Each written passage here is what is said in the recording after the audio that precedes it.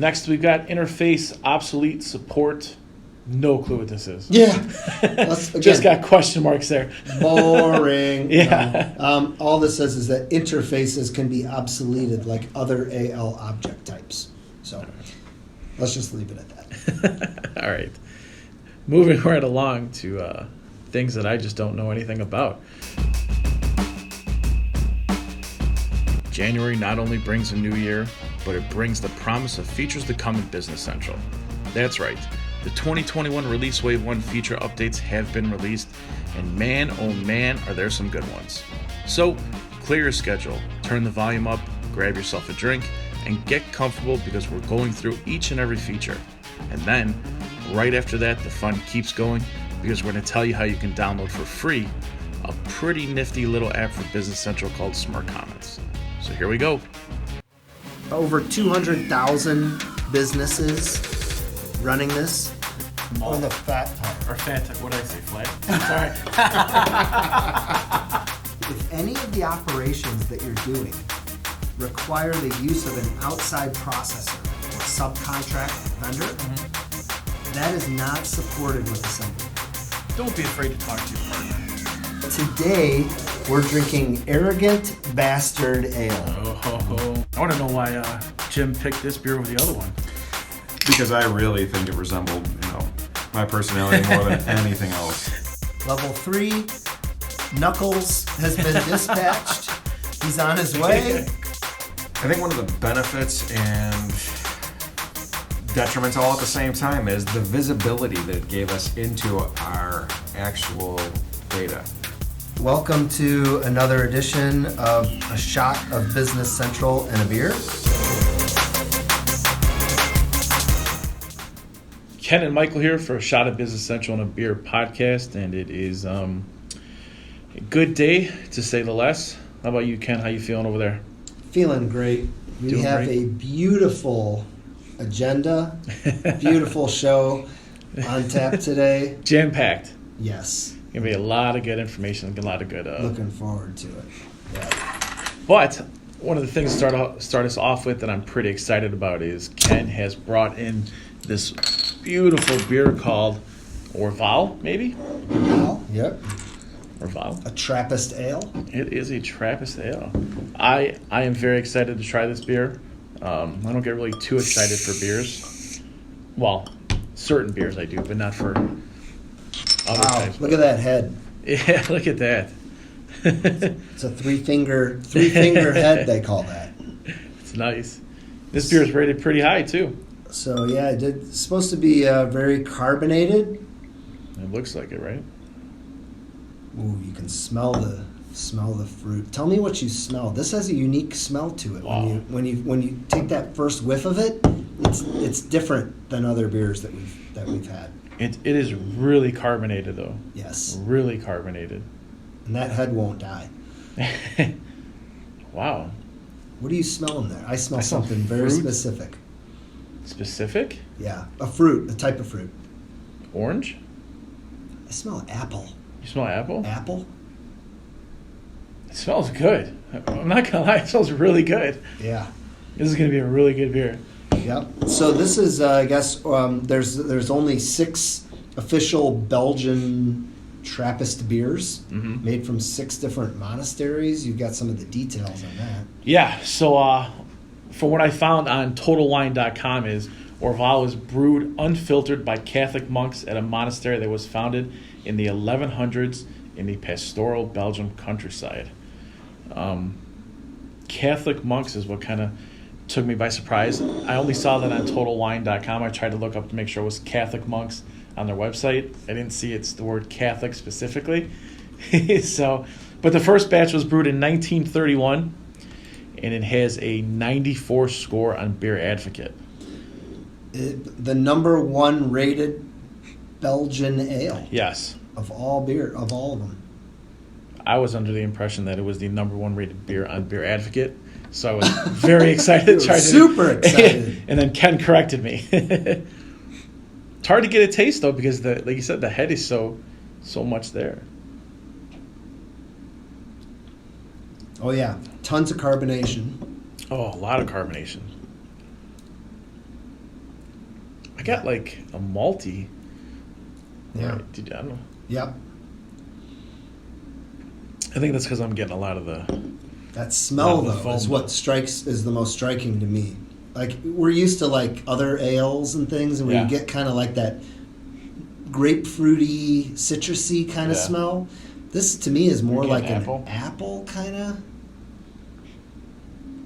I saw a lot of things that said, like, a barnyard smell. And I saw hay. Yeah. So funky barnyard odor. I don't get that, though. No, what is it? What is it about this beer? I think I saw you write it down earlier. The older it is, the better it is. The best by date on here is usually like 5 years. So this one that we're drinking right now is bottled on April 3rd, 2020, which is, what is that? 10 months ago. Yeah. It says it's best by April 3rd, 2025. Wow. And people have actually said that it actually improves with age. Wow. Well, my beer is a couple months older than yours, so. Is it? Yeah, January 21st. Oh, wow. Bought these together. It's interesting. 6.9% alcohol content, so pretty strong beer, too. Yeah. It doesn't really taste that strong. No. I'm still waiting for the aftertaste, but the smell is really different, really unique. The carbonation in there is different. That bite kind of. Mm-hmm. It's good. It's really good. If nobody's ever had it, it is highly carbonated. It's almost like a beer flavored pop. It's how carbonated it is. Right. Yep. Well, I saw like people referencing this is a bucket list beer. A bucket list beer? Yeah. So really? There you go. Cross us off on your bucket list. All I've got left is skydiving from Big Ben. It's just about over for you now. Yeah. Now that you've had Orval. Oh man. That's great. So pretty good. So I think we're gonna probably go into talking about some of the Business Central updates we got, and we got a lot this week, I would say. Yeah. To say the last. Yeah, we're gonna have a full shot segment, and then let's not bury the lead. What are we really here for today? So Little Birdie said something about the release Wave 1 for 2021. The notes are out. Yeah. So we rolled up our sleeves. Have some insights on that. Looking forward to that. That'll probably take up a good portion of the time. And then what are we wrapping it up with today? So we're going to wrap it up with our very own app called Smart Comments, which we're going to talk about, tell you what it is, simple to use. And to quote Ken earlier, it's beautiful. It is a beautiful app. So, all right, stick around.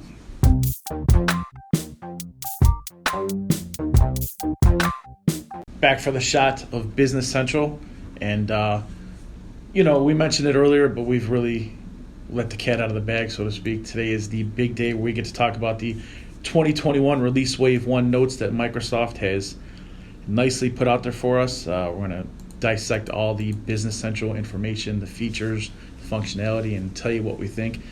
We spent the time doing it so that you don't have to. But before we get to that, we've got some other Business Central news that we want to talk about. And one of those things is that the update 17.3 for Business Central was released. And I've noticed over the past week or two that some of the environments have been getting updated and whatnot. As always, it has a lot of hot fixes that have accompanied it, and also some pretty cool feature changes. Yeah, 2 new features. Yeah, you got a favorite? Yeah, well, of the 2, yeah. The one of the, and so this is kind of a new feature that's being rolled out with this update 17.3 is using shortcut dimensions for financial reporting. So if you have more than 2 dimension codes as part of your general ledger structure, let's say you have 4. Previously, to use those third and the fourth ones, you had to use analysis codes. It appears that as part of this update, you can do financial reporting using any dimensions that you have set up as shortcut dimensions. Nice. And there's 8 of those. Is that now your financials guys that are pretty big? So pretty it's big much. deal? It just makes doing those reports, generating those a lot easier, and better drill down capabilities. Yeah. Because you can drill down all the way to the source entries. Before you couldn't quite get there with the shortcut dimensions. Gotcha. Only the two globals. So Nice, very nice. And the other feature is restoring environments in Business Central Admin Center. Me personally, I like this one. I think it's going to be used a lot eventually. So what it is administrators can now restore an existing environment from some time in the past, basically within a 30-day retention period. One of the things that I saw that Microsoft said, though, is that an environment can only be restored within the same Business Central version, minor and major. So does that mean if you got updated today to 17.3, you cannot restore? You can only restore to 17.3. You can't restore from something behind. That's what that sounds like to me, yeah. Yeah. Up to 30 days. So it would kind of be up to 30 days available to do a restore point. Yeah, but according to this, it has to be restored within the same version. If in that 15 days ago you got updated, you'd only be able to go back up To to that 15 one. Right. days. Yeah. So I was wrong. There's actually 3 new features as part of this. I missed that one. I got 4. I don't know how? Okay, there you go. We're gonna keep growing the list here. The next one I've got is handle price list exceptions with allow updating defaults checkbox field. So what this allows you to do is it allows you to do exception-based pricing updates for customers, for example, with like a short-term date range, without having to build a whole new price list. So Gotcha. I haven't gone into the weeds on what this does yet, but it looks like they're just creating more flexibility to allow you to build override prices for short periods of time for exceptions. Not bad, not bad. And the 4th feature update that I have is signal from web service key authentication added to application insights telemetry for partners. Oh, yeah. I have no idea what it is, but if you know what it is, hey. I would say most users are yawning Right, yeah, as you read that. But we can put the description of it all in the show notes. I think for partners and developers, that's something that may be beneficial, but Yeah. in order to capture more telemetry data about the system. Yeah. But from a user's perspective, I have a couple notes also on 17.3. They mentioned a couple of good to know things. One is that they previously announced that the basic authentication method, web service key access, was going to be removed from Business Central Online, and they've postponed that to April 2022 because they were seeing that there were some integrations that need more time to move away from the web service key access. Wow. That's pretty good. Another year for... So for anyone who is scrambling to replace their solution that uses basic authentication, you've got another year. Nice. Yeah. Very big. And then, the other one was one you talked to about. Developers can now, 17.2 and forward, actually, developers can do snapshot debugging to investigate production environments. So this is something probably more for partners who can now have better debugging tools to support Business Central users when they run into issues to diagnose what those issues are. Nice. Well, that's all I got for 17.3. Anything left for you? No, that's it. All right. Now I also have a couple little Business Central, I want to call them general news things, nothing too crazy. I heard that LS Retail has been acquired by Aptos. At this point, though, nothing really should change because LS Retail is still going to operate as a standalone unit. And I might be late to this game, but I just noticed this. Partners can download apps for customers now. In the past, you had to have the customer download the app and walk them through with a screen share, whatever, of the setup or whatnot. We can actually now download the app and go through it for them. Okay. So it's pretty good. And I've got a couple here. All right. So there's a few new Business Central learning paths available. Primarily, these are all for developers. Things like building apps, best practices for developing apps, whether that's an ISV app or just extensions, and some other topics there. So if you're a developer for Business Central, there's I think it's about a half dozen different learning plans. Wow. And these are like courses or modules with multiple sections in them. Some of them are one section, but some of them I saw, one was like 7 kind of Nice. separate sections. Are these all hosted on eLearn? Do you know? Yep. Nice. Yep, on the eLearn portal. Another one is that anyone, I don't know how many people, how many users of Dynamics go on to Customer Source. Probably new Business Central online users don't. Right. But older legacy Dynamics NAV customers, maybe GP customers or SL, probably had access to a Microsoft Customer Source site. And there was always a lot of information on there. It seemed like people didn't use it as much as they probably should have been. Yeah. But they're actually phasing out Customer Source, and they've now pushed that back to February 15th. Yeah. So it's been delayed a little bit, but ultimately what they've done is they've basically just migrated all of that content that's still relevant over to docs.microsoft.com. Yeah, I've noticed Customer Source kind of phasing out little by little too, especially with popularity within customers. You know, everything you can find now is so quickly found on YouTube or a Google search or whatnot. Yeah. It seems that they only really have to go into it to, ever acquire the customer ordering pin. Yep. And then one thing I wanted to touch on, and this isn't, I guess, yeah, it is news. So if you've been out there looking around very recently on Microsoft's website, you may have seen or been reading through some of the release notes already. You may have seen some references to Dataverse. And if you're like me, you're reading this and it's just, you can connect with Dataverse. Like implied that I know what the hell Dataverse is. Right? So I did my Bing search. What is Microsoft Dataverse?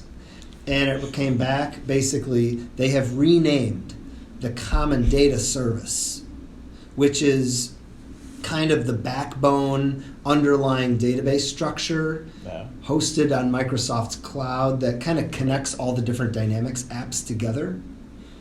They've relabeled or renamed the Common Data Service to Dataverse. I find it interesting. Yeah. Because outside of partners, how many people really know what the Common Data Service is? You know what I mean? Right. I think, the vision is that this is going to be more open to people to use. Yeah. So if you have a developer, you actually could have access directly to your own organization's Dataverse and put in your own tables and your own data that you can then join and integrate with your Microsoft apps and then build Power Apps for these or workflows. Using those, or just store them as a repository for your organization's data.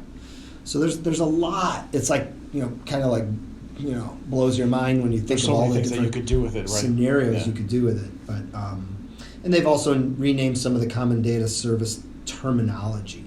So like they used to have something called an entity, and that's now called a table. Oh, really? Like most people would think of it.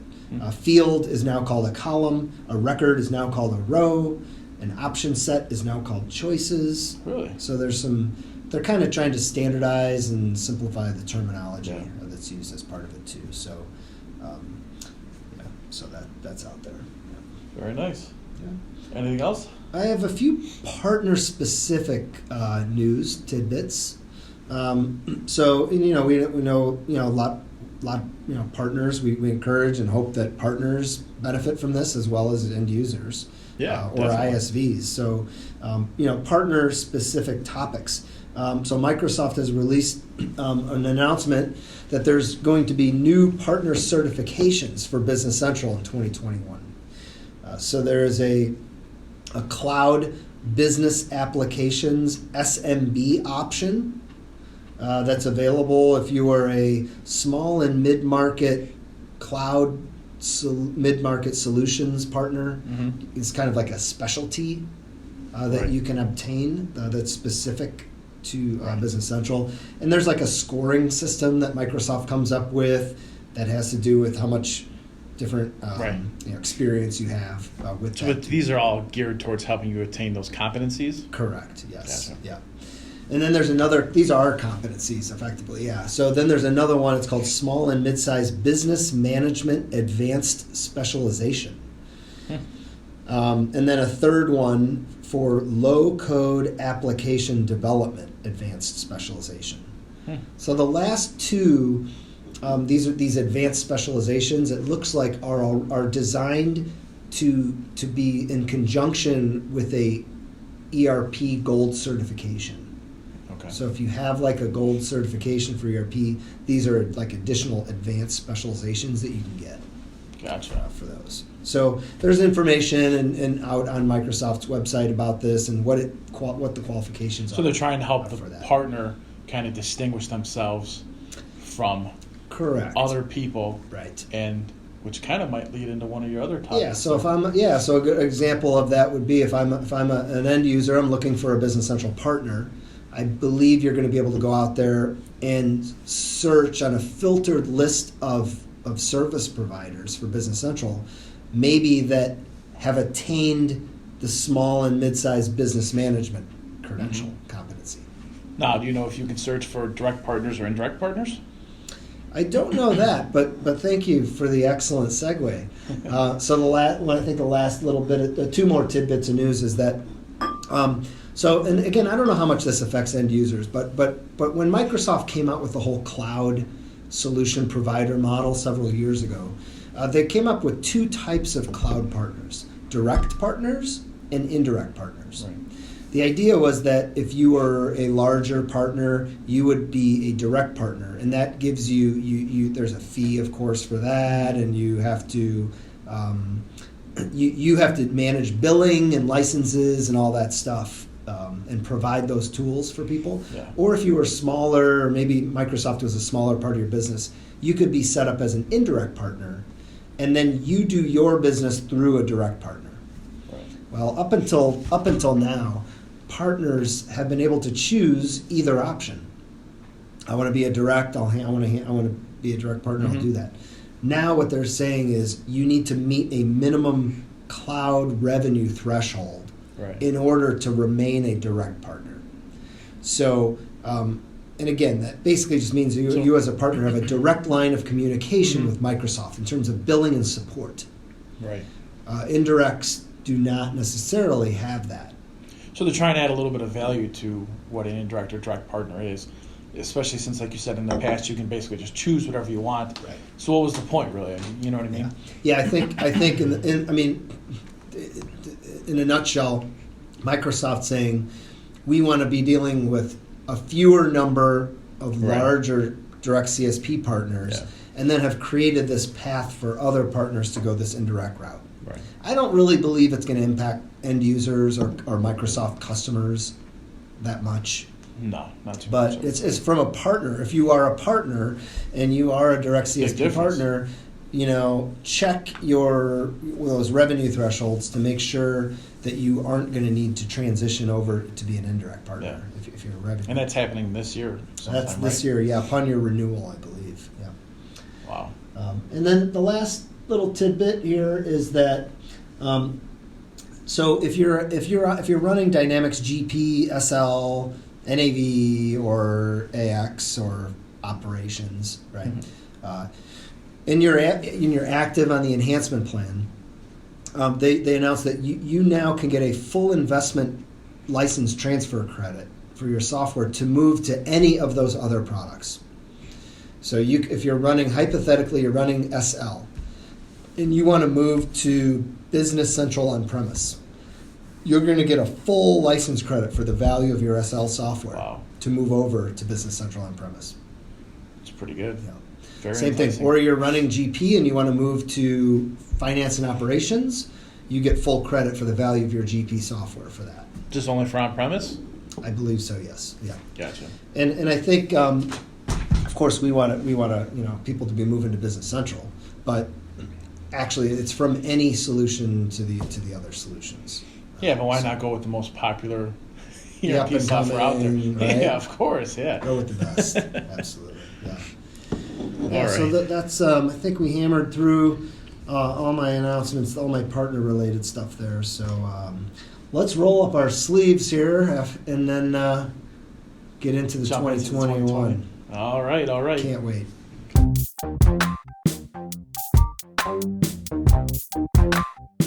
Back for the release 2021 Wave 1 notes. I guess we could call this some sort of a Business Central party, since it only happens twice a year. Yeah, it's one of my favorite days of the year.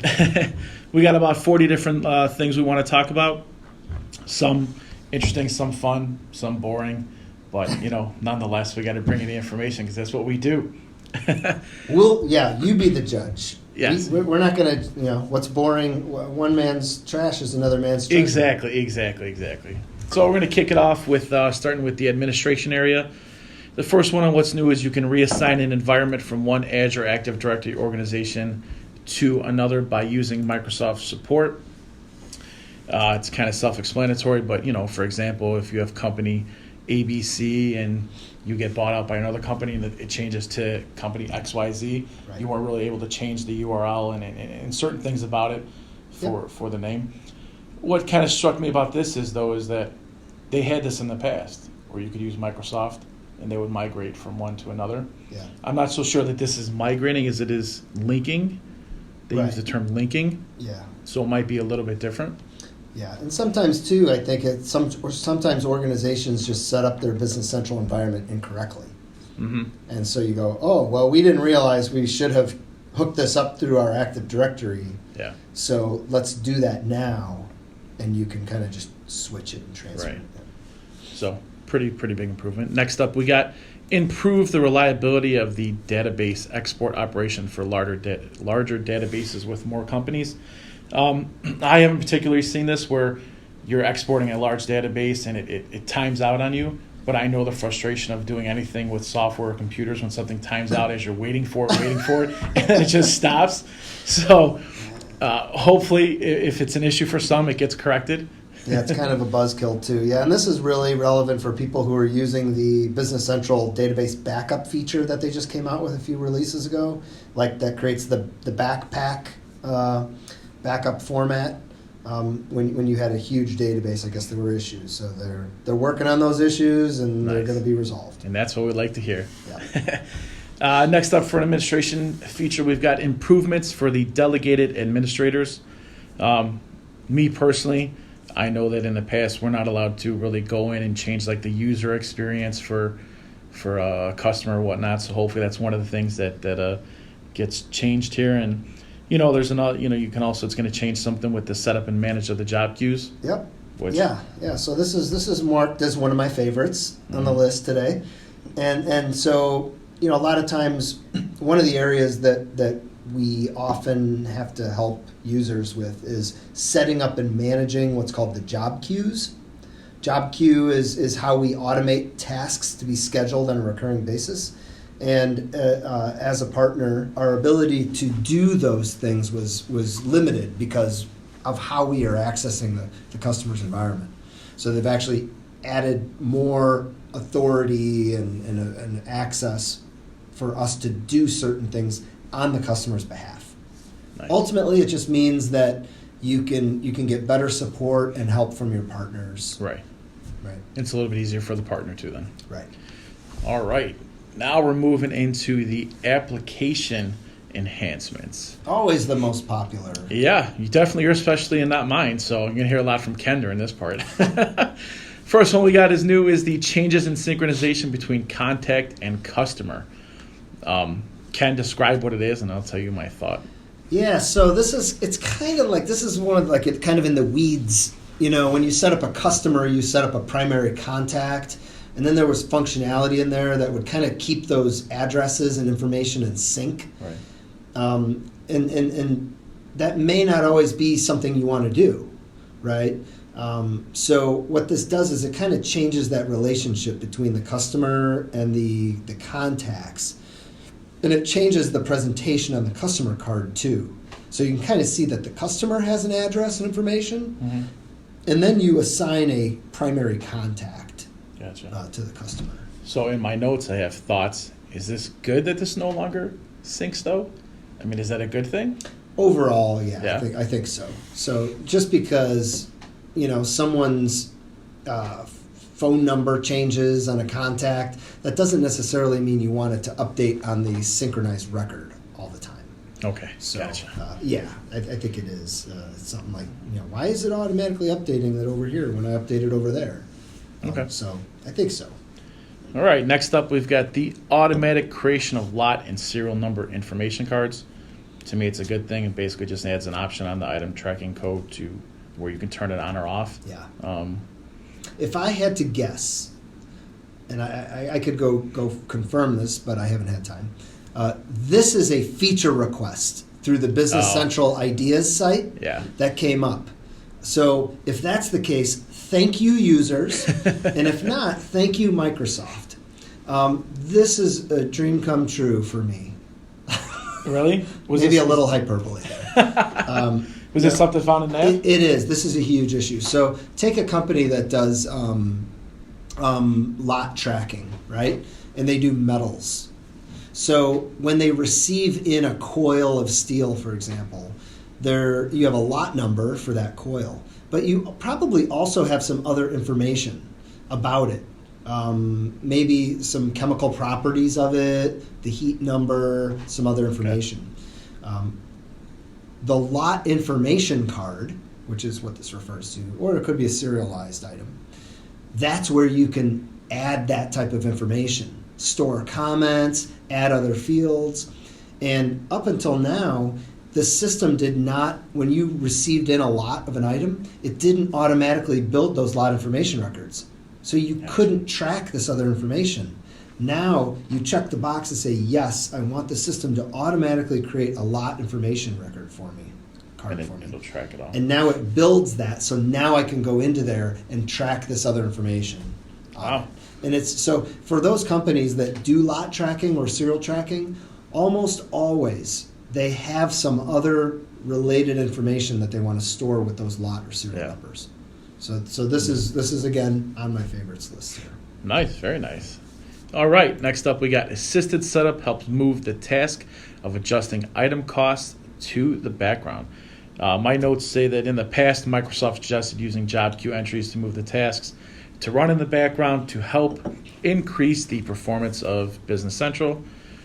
But I guess it was pretty complicated and kind of hard to do. So they're coming out with this then. And this kind of, in a way, ties back to the one about allowing partners to help set up job queues. Mm-hmm. Right? They're saying, turn off real-time automatic cost adjustments, right?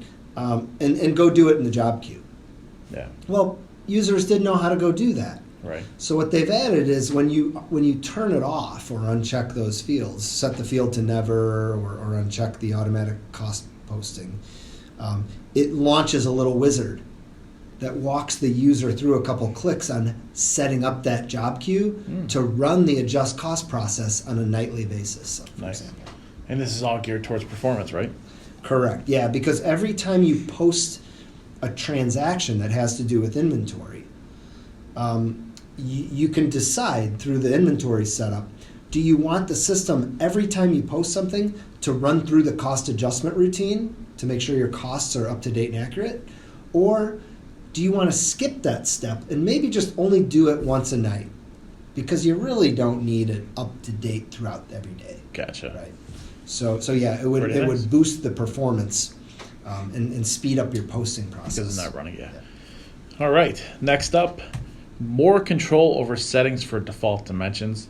I am respectfully going to defer to the specialist, Ken Sebahar. Yes. So this is another favorite here. So my third, I think, favorite that we've gone through here. And again, user community, if you're responsible for this, thank you. Microsoft, if you're responsible, thank you. So here's the scenario in this case.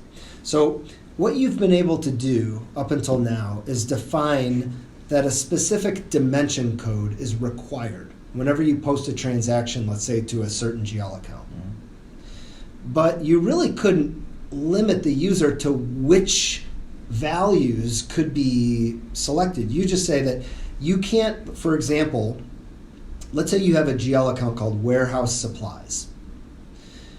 You could go into the warehouse supplies GL account and say, you must specify a department code when you use this account. But that was about it. And it would just force the user to pick one.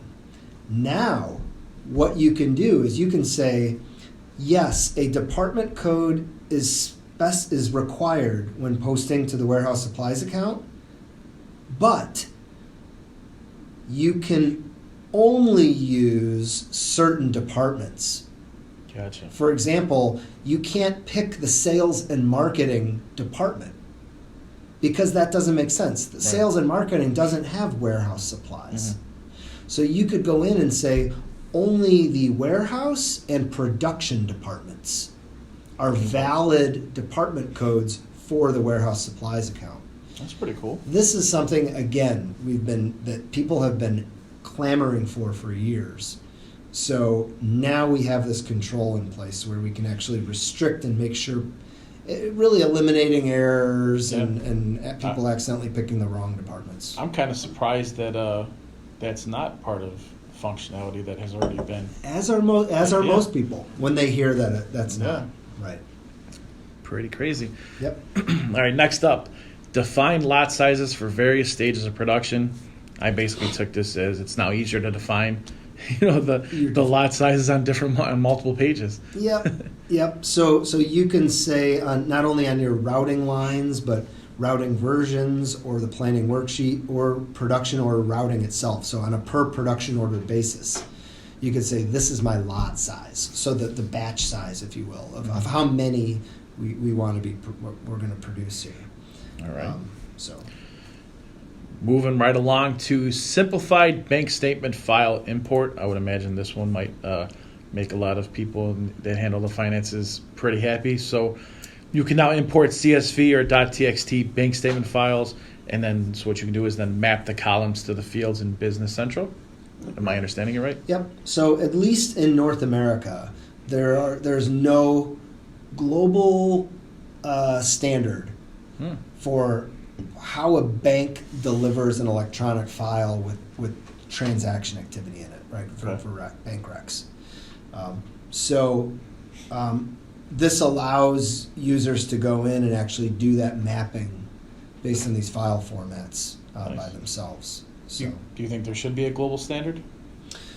Absolutely, right? I mean, why not? There should be a global standard for a positive pay file, an ACH file, bank statement, file downloads. All of these types of electronic communications. Now, there are standards out there, but what we found is that most banks have some sort of uniqueness to them. Really? Right, different file structures and file formats that they're using. So it makes it a little bit difficult. We're marching towards the standard, but we're not there yet. Gotcha. All right. Next, we got payment reconciliation journal improvements. Once again, I'm going to defer right to Ken for this one. Yeah, so this was a feature that was put out maybe just a couple of years ago. They're adding some things like enabling preview posting in the payment reconciliation journal page, also providing a separate number series to track your transactions through here, and user-defined document numbers. And then you can select multiple lines to transfer your differences to a journal. I'm not sure how relevant this is because I don't know how many people are actually using this feature. So if I had to guess, not that many, at least not in North America currently. But maybe I think down the road that'll be something that's. And again, as they make it more useful and add more features to it probably will be more widely adopted. So what do you think about the next one up, bank reconciliation improvements? Is that more relevant? Absolutely. Well, everyone hopefully is reconciling their bank statements, right? True. Hopefully, right? Hopefully, And I think it seems, I'm going to tell you, every single release that comes out, there's an application improvement for bank reconciliation improvements, right? Yep, everyone. Because, no doubt about it. Because bank reconciliation is a difficult process for accounting people to do, so it has to be made simple. There's auto matching features, so it kind of helps show you how the matching is working. And one of the best things is you can now, so let's say you create your bank rec and you actually post it. You actually now can effectively do a correction. You can unpost your bank rec and then redo your bank rec. Yeah. And that's huge because up until recently or now, once you post the bank rec, it is posted. So was that part of the minor major release? Or major minor? That one I think relatively recently, yeah. So they're continuing to improve the bank rec, and that's a great Definitely. thing. Yeah. Next, we got dimension correction for GL entries, and I got here a new correct dimensions action on the general ledger entries page will allow you to correct dimensions on posted entries by editing the dimension value, adding new dimensions, or removing them. Yeah. So what this says is you can now go to a GL entry, posted GL entry, and there's a new action to correct your dimensions. And right in there, you can go in and you can just change. Maybe someone posted that sale to the wrong customer group, which was set up wrong, or a department or something. You can go just edit the dimensions on a posted transaction. So you also can block corrections, right? Or so you could say, we do not want to allow users to go in and make corrections, right? So you can turn this off. Yeah. And you can also specify that corrections must respect closed accounting periods. So you could say, once we've closed the accounting period, you no longer can go back and make corrections. So only in open periods. Okay. So very, very nice. Well, we can all take a little bit of a deep breath now. We got through the application enhancements. Whew. Now what did I have? So we got the dimensions one. That was one of my favorites as well. So I had that. That's one of my favorite changes. So we've got 1, 2, 3, 4 so far. So 4 favorites. I think those are major kind of improvements and things that I know the user community has been asking for for a while. So next up, we're going to be moving into the area of better with Microsoft 365. And first up is support cloud printing using the new Microsoft Universal Print. I do not know too much about the Microsoft Universal Print, other than it's going to allow you to send documents and reports to any of the printers that you have set up within it, and you can print, I guess, mobily, if you would. Yeah, from your app. Right? Yeah. So I think up until now there's been issues or limitations on users being able to select printers when you're using the Business Central app. And so what this does is this hooks up with a new Microsoft Universal Cloud Print service where you can set up, make your printers accessible. So that if I'm on my phone, I want to print a sales order confirmation to the printer, you now basically can do that. Yeah. Good feature, especially with the more and more use of mobile technology in the world. Yeah. All right, next up we've got look up Business Central contacts from within Microsoft Teams. And as everybody knows, I love the integration between Business Central and Teams. Is this your number one? It's one of my favorites. Yeah. It's not number one. I don't know if I didn't rank them in order, but it's one of my favorites. So, if you've ever wanted to make a call to one of your Business Central contacts while you're in Microsoft Teams, in the past you'd have to switch from Teams to Business Central to get the contact information and whatnot. Now you can really just look up the contact information right from Microsoft Teams and make the call from within the app. So it saves time, makes it a little bit easier. Yeah, and that's, again, I think more and more people are using Teams.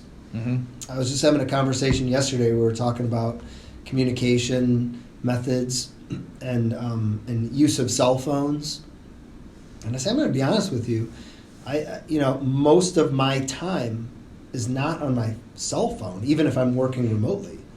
It's through Teams. Yeah. I actually prefer it. I'm calling and working through Teams, right? I prefer it because, you're working on your laptop and the phone call comes right through Teams. And when it's the phone, you got to kind of just stop looking at the screen. You got to answer the phone. Some people have to put headphones in and whatnot. So, all right. Next up, enablement of word merge into Business Central. So really what this is for is if you want to send a document to a bunch of people, you can kind of personalize the document by adding, say the first name or the company name, and then it creates a more personal aspect when you send a document out. Yep. So this kind of restores actually functionality that has existed for many years within Dynamics NAV, Yeah. where you can create within the CRM, sales and marketing area of Business Central, you could create a campaign segment to target a group of contacts, and you build your message in a Microsoft Word document. Yeah. And now, you kind of merge in the name, your salesperson name, and phone contact information. Whatever it may be. Whatever it is. And again, I always use this, I will use this as an opportunity to trumpet the availability of CRM direct functionality directly within Business Central. Yeah. Right? It's there and, works for most companies, right? Yep. All right. So, done with the Better with Microsoft 365 area. And one quick little tidbit about the country and regional areas that Business Central is now expanding into India, Greece, Turkey, and Romania, I believe. So if you're in one of those countries, jump up and down because you got Business Central pretty soon. And that brings the total availability to 52 countries and regions. Wow. It's time for the Stump Michael question. Oh, man. Today, Oh, man. of the 4 new countries that are being available, you have Romania, Turkey, Greece, and India. Which of these 4 localization solutions is a localization solution provided directly by Microsoft versus being a partner-led localization? Well, Ken, I do not know, so I'm going to you just guess out of the blue. You got a 25% chance. I do. I'm going to say Greece. And I can tell by the look on your face I'm wrong. It's India. It's India. Yeah. So Microsoft is developing and supporting the India localization, which on all 4 of these are built on the worldwide Business Central solution. The other 3 are just partner-led efforts. So. Full disclosure, I chose Greece because I remember years past they had used the island of Crete for like a code name or whatever it was. And I guess it's some island. Madeira. Yeah, right. Yeah, Madeira, yeah. So. There's many of them, yeah. Oh, crazy. Or is that Italian? Greek? I think it's Greek. Crete one? Yeah, I think it's Italian. Or Greek, yeah. So I'm about 0 for 10 on Stump Michael questions. It's good. Real confidence booster. All right. Next up, we're moving to the Microsoft Power Platform area and enhancements. We've got synchronized item availability from Business Central to Dynamics 365 Sales. Now, I know that I would imagine a lot of people who use Dynamics 365 Sales with Business Central are going to love this because when you change something in Business Central, item-wise or whatever, it's going to automatically show up in D365 for sales. So if you're a salesperson and you're quoting something and you want to know if you have items on hand or whatnot, this should show exactly what you have in real time. Yep. Next up, we've got then the Enable Power BI connector to work with Business Central APIs instead of with web services only. So there is no more need to rely on web services only to integrate Business Central and Power BI because you basically can now use the Business Central APIs. And this is all about performance. So the idea is that the APIs will perform better. Nice. All right. Now we're going to go into virtual tables for the Microsoft Dataverse. And it's funny because in my notes, it's what is Microsoft Dataverse? See, good thing we talked about that already. We did, yeah. I defined it and whatnot. So, but this is one of your favorites. Jump on in and. Yeah. So virtual tables for Microsoft Dataverse. So first of all, just to recap, Dataverse is just common data services. Mm-hmm. So if you've been doing it with that, they've just renamed it. And I have this as one of my favorites. And the reason I do is because in previous efforts where we went in and we were trying to develop, use Power Automation and Power Apps, we ran into some issues, limitations with integrating those with Business Central, because we needed virtual tables in order for our solutions to work, and it wasn't supported. So we basically hit a roadblock, and Microsoft has recognized that and now has addressed it. So I think it's we're moving in that direction where customers, users, and partners are going to be able to do more in integrating the Power Apps, Power Platform solutions with Business Central for custom building workflows and other notifications. This might be a little bit off topic, but I'm going to be one of the first to say that, to me, Power Apps or Flow, whatever you want to call it, used to be, it's not as easy as it's made out to seem.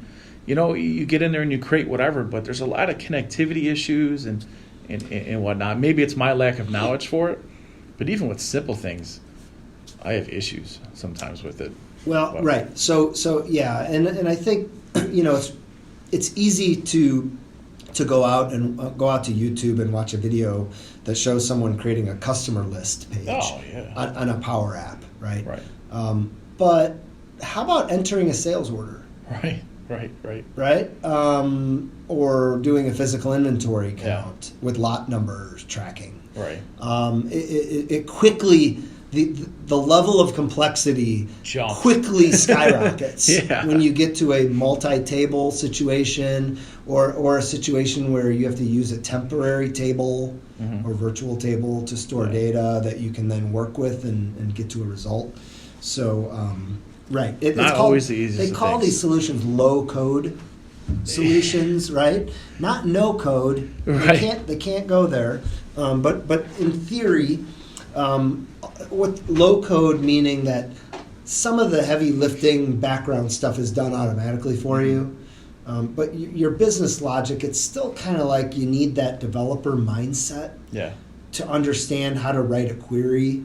Right. Or a statement that marches through some commands. Yeah. So that's when they say that when you hear the term low code, that's what that's in reference to. Yeah. Still means take a deep breath, look at what you're doing. Typically, it might not be as easy as you think it is. Yes, that's right. YouTube's not helping you right now. All right, moving into the modern client enhancements. We've got enable cloud printing on mobile app, and this is for your phone and tablet. We kind of talked about it earlier. Yep. But one thing to note is that you can also print from Microsoft Teams. Yep. Let's say you got Business Central open in Microsoft Teams on your app. You can actually print from Teams to a printer. Yep. And next up, as always, client performance improvements. So to increase performance on the Role Center pages, the entire page is not going to load, I guess, as it has in past. Only what you see on the screen is what will load, and as you scroll down, the rest will load. So initially, when you first get to that page, it should load pretty quick. Next up, usability enhancements for Business Central Web Client. So I guess drilling down into most records is going to be easier because I guess you can just double-click the empty space and drill down or open it up or whatnot. Yeah, and then working when you have a reduced browser width or zoomed in screens, better look and feel. So these are just some little things that's like people are used to, right? When you open a list page, you just want to double click on that line and have it launch. So it'll just whatever the default page action is when you on that page, when you double click on it, that's what will happen. Gotcha. So on most like list pages, it'll just launch the card. Gotcha. Next up, users can change the assigned printer before printing a report. Pretty self-explanatory, I guess. Yeah, and it says this only applies to cloud-enabled printers. So this kind of gets into the cloud printing solution when you're in the app. It's kind of hard to believe you couldn't change a printer in that scenario beforehand, but apparently you couldn't. I couldn't tell you. I never tried it, I guess. All right, next we've got Report API allows passing the layout needed for report execution. I will happily defer to you on this one. So when you're generating the report, you could actually have different layouts available for the same report. There's a table called report layout selections, and it's possible to have different layouts. So now they're saying the user, like for example, sales order, you could have 3 different sales order layouts. One of them is the default, that's the one that's always going to print. This allows you to set that as you're actually printing it. Oh, okay. Yeah, and this is one of those that I'm not sure how many people actually use multiple report layouts. Right. You know, for things like if I have an invoice, It's usually just one usually I standard have layout, one invoice that I use Right. across the board. So, but it's there if you need it, I yep, guess. if you're using it, yep. All right. Someone asked for it. Next up, we got reports run in the background, so you can basically just continue to work as this system runs the report for you. Right. Yep. And then, so what happens is then the report runs in the background because some reports, I mean, you know, if you have a 50 gigabyte database and millions of inventory transactions, when you run your inventory valuation report, I mean, it's got a lot of data it's got to crank through, right? So it's not going to be 5 seconds. So what this does is it just kicks that report into the background. You keep working. Yeah. Who cares how long it takes now? Right.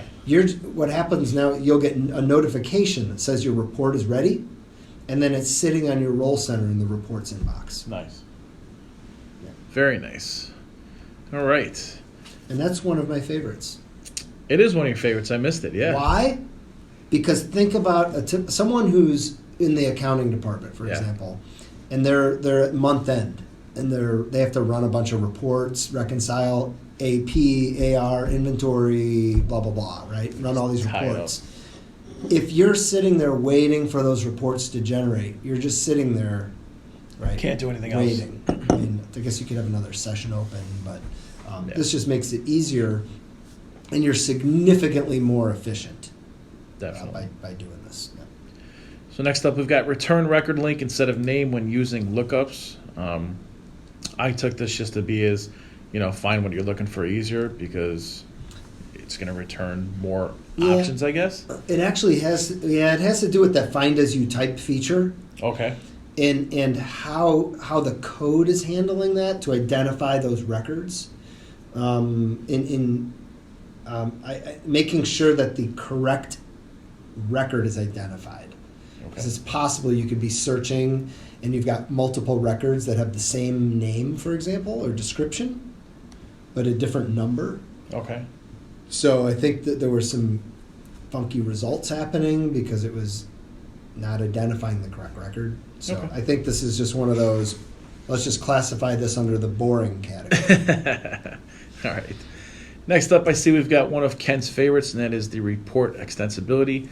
I also saw on the interwebs that this was one of the more popular features. Yeah. So you can talk about it. Yeah. So let's say for example, you have, that's just any report, aged accounts receivable report. So you run your AR aging report regularly, and you request a change to, I don't know, add the customer email address to that report. Up until now, if you want to make any change to that report, whether it's the data set that's used and the fields that are available or the layout, you would have to make a full copy of that report. And now in the copy, you make your change. Well, what that means is you're now running a completely separate report. Mm-hmm. So if in the next release there's a change or an improvement made to the base report, you're not getting it on your custom report because you had to make that change. What this now adds is the ability to build what's called a report extension object. So you actually can make that change. You're still using the base report, and you've extended the base report. So now when Microsoft makes changes or improvements to the report, those are getting inherited into the report you're running. So you're basically not taking ownership of it. You're just- eliminating yeah. the need to create custom reports Gotcha. outside of the standard report structure. Nice. Right. Real nice. Very nice. All right. Moving right along, we've got extension validation on upgrade. And I have here, see tenant upgrade failures before they happen. A new per-tenant extension validation service will be created that validates applications on different aspects. Pretty excited to see how that one works. And the key here is, when are those validations done? They're done Before. when the upgrade is scheduled. Oh, So in advance of it attempting to upgrade your environment, when they schedule the upgrade of the environment, it will run through all these extensive validations and let you know. if you and have an check issue. for these potential issues and notify you at that point. Nice. So you're not getting to the point where your environment's going to get updated and then you find out that you've got a potential issue. Nice. So Next, we've got interface obsolete support. No clue what this is. yeah, let's, again, Just got question marks there. boring. Yeah. All this says is that interfaces can be obsoleted like other AL object types. So let's just leave it at that. All right. Moving right along to things that I just don't know anything about. Partners can add keys to base tables and table extension tables. This is the number one change and improvement Really? for me. Oh, do explain. So let's say that a customer has a table, item ledger entries, let's say, and they have millions of entries in there. Microsoft delivers Business Central with certain indexes or keys on that table that allow it to sift through the data very quickly. Well, let's say you want to build a report that's based on those item ledger entries that uses a field that's not included in one of those keys, Okay. right? When you have huge data volumes, without a key on that field, it takes a very long time Okay. to run that report or a query or whatever it is. And one of the significant potential issues was that you couldn't add a new key to the table, to a standard table, because Microsoft's protecting that standard table. Now you could add a key on that new custom field that you've added that you want to now build a report on. So the performance zips. Gotcha. And so now, by being able to add those keys, this is one of the, in my opinion, one of the last potential points of resistance to moving to Business Central Online. Really? So what do you think is going to increase speed for the reports by what, 20, 50% more? No, Exponential? it could be thousands of percents Really? faster. Wow. Yeah, right? You've added a custom field to the item ledger entry table called, item group or something for some reason, and now you want to build a report off of that.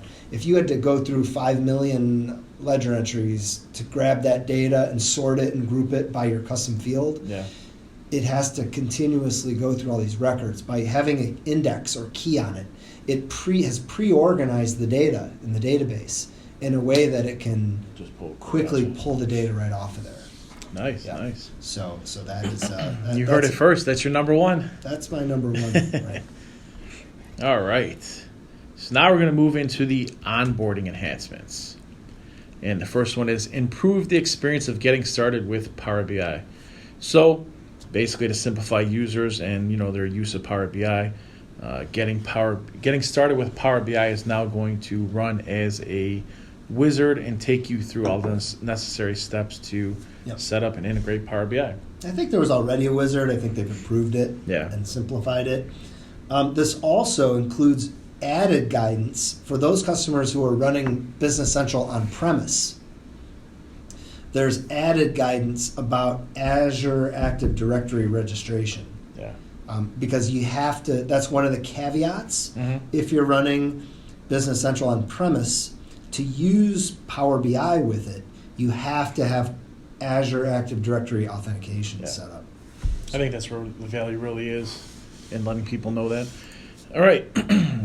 Next, we've got a getting started checklist for guided and faster initial setup. I kind of have mixed thoughts on this one. Why set the expectation that the customer can do more and more themselves? Some can, most cannot, right? But, maybe it's good for them to have a checklist to work in tandem with the partner to go over it. Well, and I think you're exactly right. And if you parse out the description of this carefully, I think you're exactly right. So it says the getting started checklists allows partners to bring checklists to the customer that enable the customer to complete the last mile setup by themselves, not to depend on a consultant partner. So these are tools that partners themselves can build for their client bases to help them get it up and running more quickly. So if you have control over it, those are provided by your partner. So you have to rely on your partner for it, right? Okay.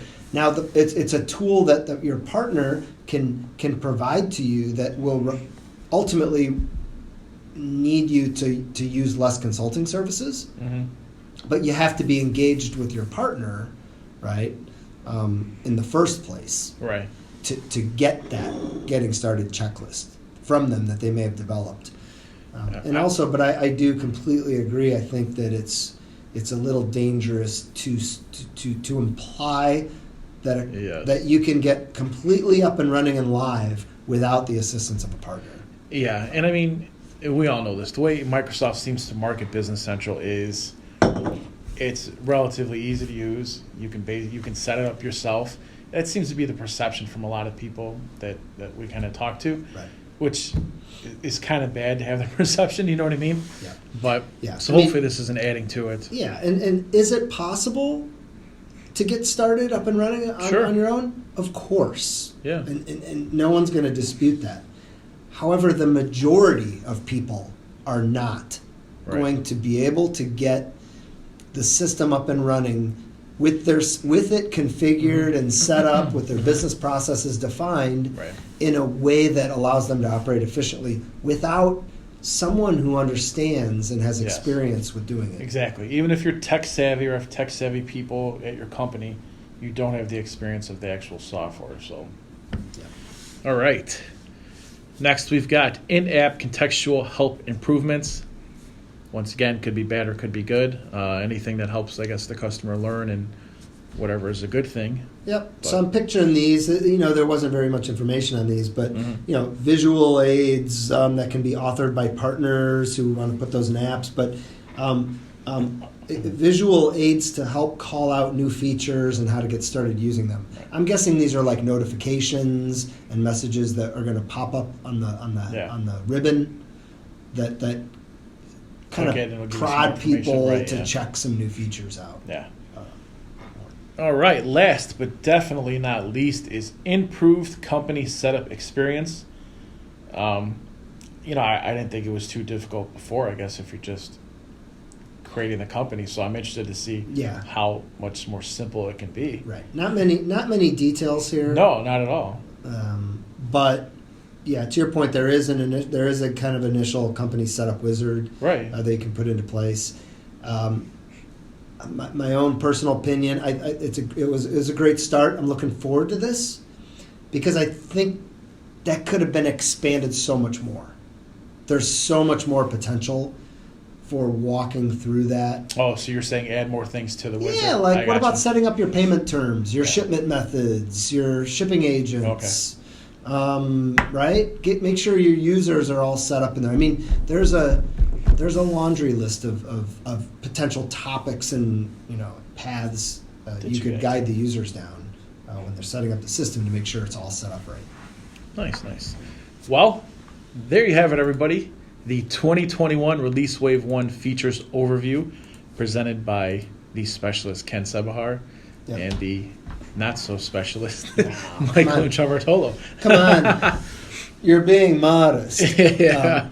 No, and I think so. If I could kind of recap all of these, I think that the total number of new features Mhm. or changes is lower Yes. than in some of our prior major Yeah. releases.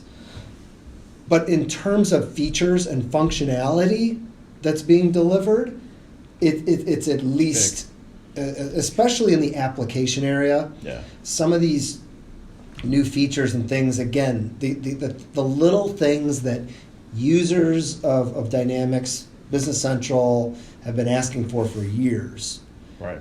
are now just, they're turning those into standard features. And I think it's because of the user community and the Business Central Ideas site, Mm-hmm. where people are going in, they're putting suggestions, and people are voting on them. Yeah. And Microsoft is listening and turning those into valuable features. Right. So hopefully they've got the software to the point where it's running really good, and it really is running really good. So now they have more time to focus on the features that other people want. Right. Plus, I think going forward, these major releases, the release wave 1 and wave 2, might not have as much features if they intend to put more feature releases inside the minor updates. Right. Because we saw, I think it was 17.2. Mhm. It had a lot of feature updates or whatnot. So Yeah. it's kind of taken away from, the wave 1 and whatnot. But Yeah, but this is a great set. I mean, some Yeah. of these that were on here are I was, I don't know how, maybe it's sad or strange, but how excited I was to see some of these things.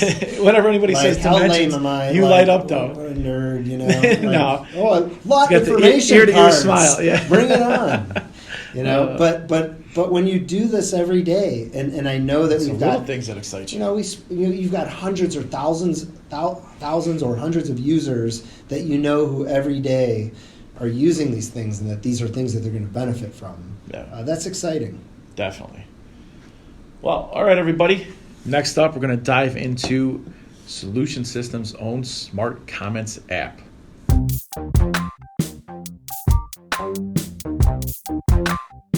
Welcome to the featured app segment of the month, and this one is kind of special for us because it is an app that we developed and we're going to be making exclusively available to you podcast listeners. We'll provide a link and everything in the show notes.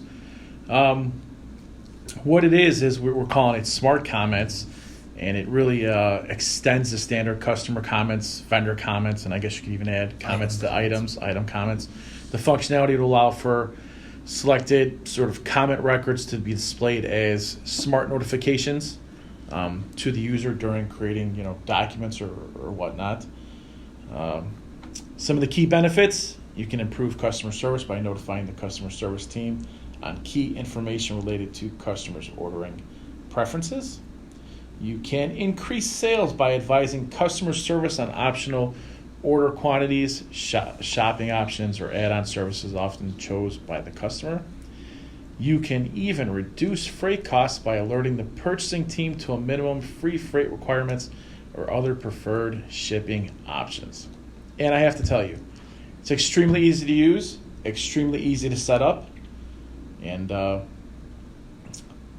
don't know what else to say. It's really good, I guess. Yeah, it's I think, and this isn't certainly the only app that does, but it's just simple elegance, right? Like the simplicity is the elegance. Right? Yes. It's simply adding a checkbox when you go in and you add customer comments. Mm-hmm. You can flag certain comments to pop up and be displayed to the user as smart notifications when they're entering a new order or new quote for the customer. And it really ties into the whole Business Central theme. It works with the notifications that Business Central already has basically created. Yeah. I mean, you may go in and you create a sales order today, and it says, "Hey, there's a notification. The customer's over their credit limit, or they have a past due balance." Mm-hmm. Well, this just appears right in that same space, and you can click and view the comments that are flagged to display to the user Nice. when they're entering that. Yeah. Very nice. It's not going to be available on app stores just yet because we want to make it, like we said, special to, our podcast listeners. Or we're going to be running some banner ads in the Dynamic Communities BCUG forum. So we're going to make it available to them.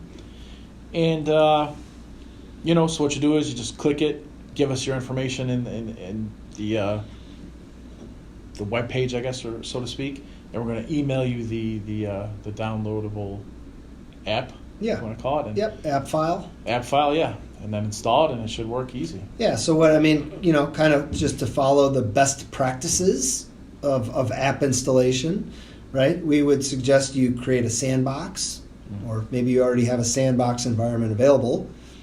Once you get the Smart Comments app file, you log in, go to Extensions Management, do an upload extension. It should upload into your BC Online environment. And then when you go into the comments, you'll see the new notify field. And away you go. Yeah. We'll also add a link in there which details a little bit more information about Smart Comments. We'll put some screen pictures and screen captures so you can see what it looks like and things like that. So good to go. I'm excited. It's going to be one of the best apps that anybody's ever downloaded. Oh, don't set the bar too high. I've got to. So speaking about setting the bar too high, what do you think about this number one beer that we're drinking here? This Orval. It really, what it does for me is it brings home the point that beer is personal. Yes, 100%. What you love, what you appreciate is very different from what I love and I appreciate. Yeah.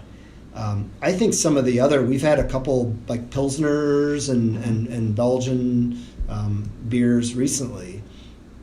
To me, I like those better. Yeah. We had a Carlsberg. Yeah. What else? We had I forget what other one. We've had some, yeah. But to me, I've enjoyed it because it's unique. Right. It's definitely the aroma and the effervescence of it, I think, is unique. I don't know if it's the best beer I've ever had. Yeah, I agree with you 100%. So when we first poured it, the aroma, the carbonation, I liked it. Was I going to score it 94 and give it a number one rating? No, I'm not. It didn't hit me like that. I'll tell you what, though, I've been drinking it kind of slow towards the end here just to see what happens, and the carbonation kind of does go away a little bit. It becomes a little bit smoother. The aftertaste is a little bit more bitter. So if I had to rate this beer, 85. 89. 89? Yeah. So it's I think good, but not the best. Yeah, it's tough. And especially when you don't know where have these bottles of beer been, where were they stored, how have they aged? Right. Right. Now that it looks like they're relatively fresh. Yeah. And it says it's good for 5 years, which is interesting to me. Right. I mean, I think though it has to be stored on the website. I saw stored between a certain temperature. Okay. No light. Right. Yeah.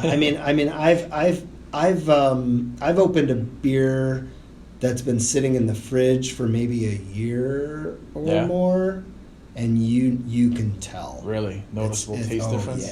Yeah. Is it more flat or it's just garbage? Yeah, I mean it's like bad. Piss. Can I say piss? Yeah, why not? You notice. So I think that's really intriguing that it says it's good for up to 5 years. Maybe that's part of the magic of it. Maybe, I saw some of the reviews where they were drinking it and it was 4 or 5 years old. So yeah. So yeah, good beer. I'm glad we tried it. I enjoyed it. Good experience. Definitely. All right. Thanks everybody for listening. As always, share this podcast with your friends. Go to the show notes to get your link to download the Smart Comments app for free. I don't know if we mentioned it was for free, but it is for free. Free. Yeah, we're giving it away for free. A free app. Yeah, and not only to the first 100 people. It's anybody. Exclusively. Yes. To anyone who asks for it. Exactly. That's right. All right. See everybody next month. Bye.